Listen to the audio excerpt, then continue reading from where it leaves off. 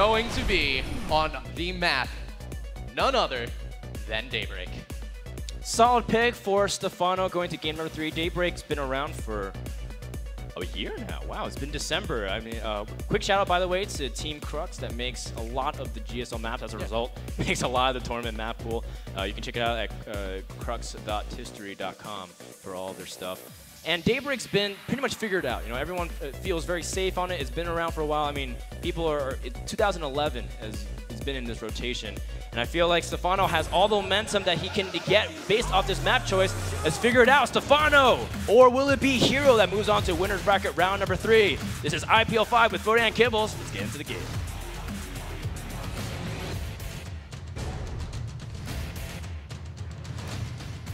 IPL 5.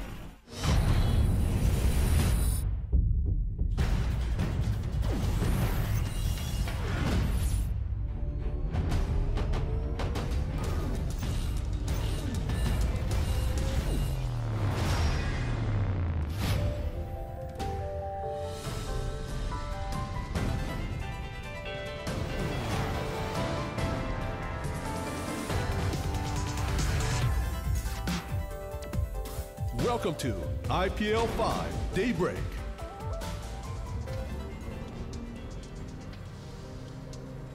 Ladies and gentlemen, over here in the bottom left corner of Daybreak, we have a eOnZerG, IPL 3 champion and Lone Star 2 Clash champion. It is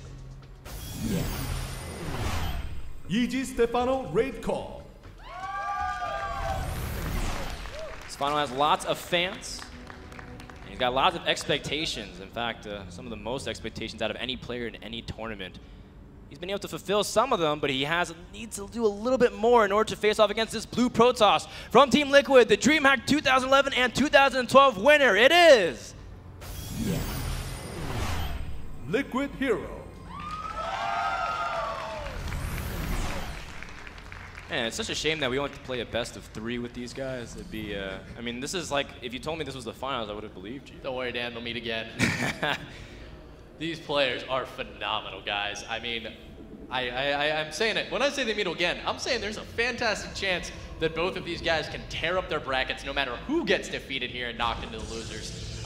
They will likely play extremely well, both of these players.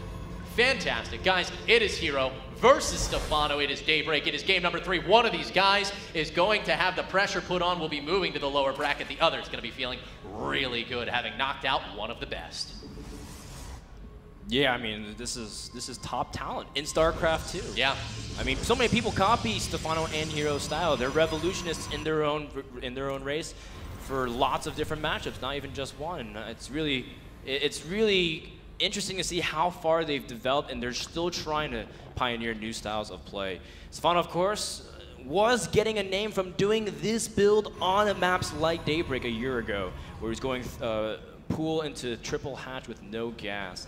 And of course, Daybreak is a very safe map for that regard. Meanwhile, HerO, what will he choose this game? Because of course, we know Stephano, he's going to do his thing. He's going to go for double Evo Chamber, double upgrades, and get infestors. What will HerO do? Will he go for a Robo? Will he go for a Stargate? And I feel like Stargate is the better choice, generally speaking, because you can get a quick third too. And more Protosses are getting comfortable actually with that idea of taking a quick third on Daybreak. And see, I'm a big fan of the Robo Twilight Council expand on this map. I feel like it's incredibly safe. It gives you a lot of options moving into the mid-game. And, you know, especially with what we've been seeing out of Stephano, with the melee upgrades, the very Ling-heavy composition, pretty light on the roaches, having all your options open, seeing, you know, if game one he made almost no roaches, game 2 he made a lot more. But HerO having the availability to both move into Templar and go for a big timing, or just go into the more standard Colossus play would be incredibly advantageous. But, you know, all options are currently available. That's right. 5:30. In fact, a lot of gas being banked up for HerO.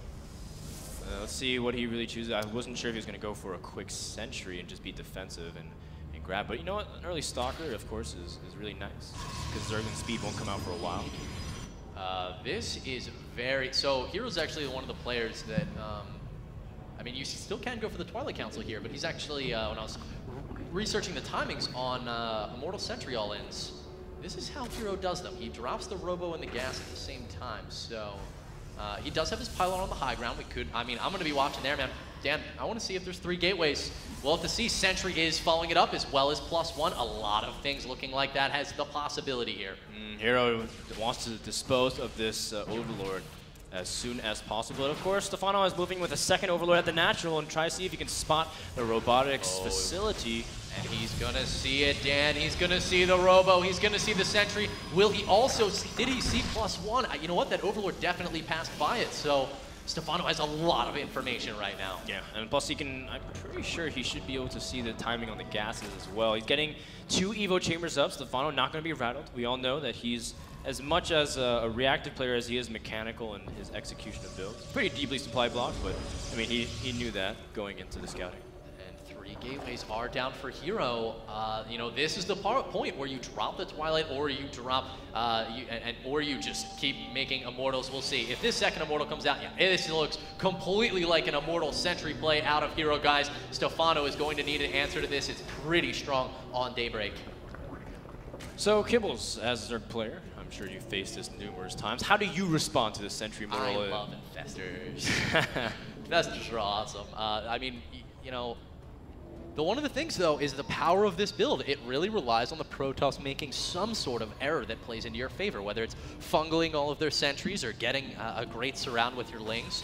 Stephano's going to need to catch HerO out of position, and you just keep poking, keep prodding, keep forcing force fields. A little redundant, but, you know, get them to waste them, and then you can make something happen. Yeah, and well, I mean, will Stephano have the availability? He is starting his layer pretty late, like he did last time. Nice surround on the Stalker, too, to, you know, limit the ability of vision he's able to control. HerO also going to try to see if he can squeeze out a Warp Prism right after those Immortals. They're going to seal, lock the door, and say it's you and me, Stephano. And Stephano, whether or not he's going to be able to hold, dictates his ability to control the amount of Immortals that he's able to do damage. But what's so interesting is that normally your response is lots of Roaches. Stephano has lots of Zerglings, and Immortals don't kill that quickly, and he wants to bait out energy, but he won't get any. No, HerO knows. He knows that that is the one thing that he needs to not fall for. He needs to only drop these force fields when they are positively advantageous for him. Ooh. Oh, that was insanely frightening. One sentry does get left behind, though.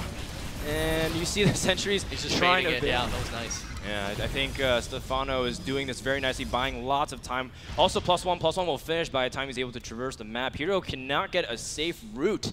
Keeps making multiple stops throughout, trying to warp in as well because he doesn't want to fall too far behind in warp cycles. Even as a pylon also, Stephano setting up a flank. He's engaging off creep, but he might get a super surround here.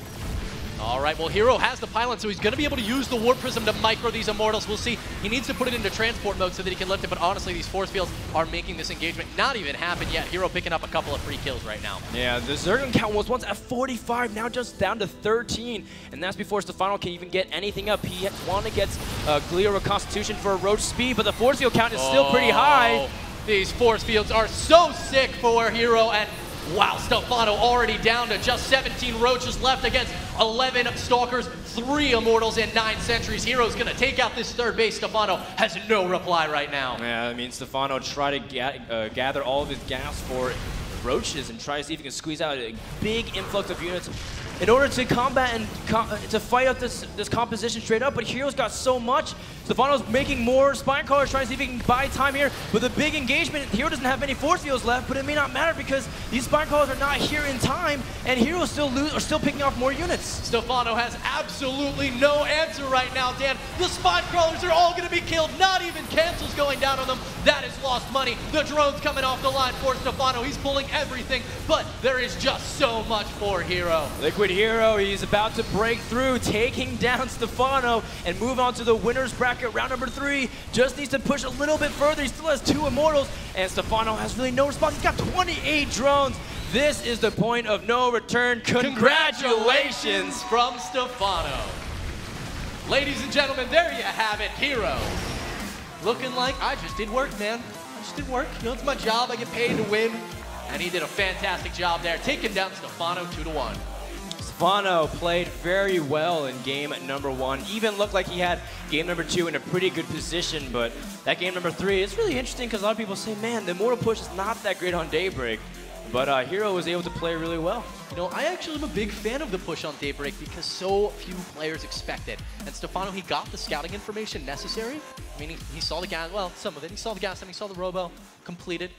But as you said, you know, it's just, I don't know, HerO, man, playing so well there and making that happen. Yeah, and it's, you know, the restraint he shows to make sure not to force field. I mean, that's what you really have to do. Those very small decisions, because 3-4 force fields could make the difference between holding the floodgates back or, you know, just being able to be safe and cushion your immortals. You know, it's a big momentum swinger, too, because if you start off with those with the force fields, they don't do anything, you're like, ah, and at the same time, Stephano's like, yes. And so from there, I mean, then... I mean, emotions factor a lot into this. And Stephano, with not baiting any force fields, had to feel pretty nervous about that. Yeah, I mean, I think Stephano overall played pretty well. He's not out of it yet. He does drop to the losers bracket.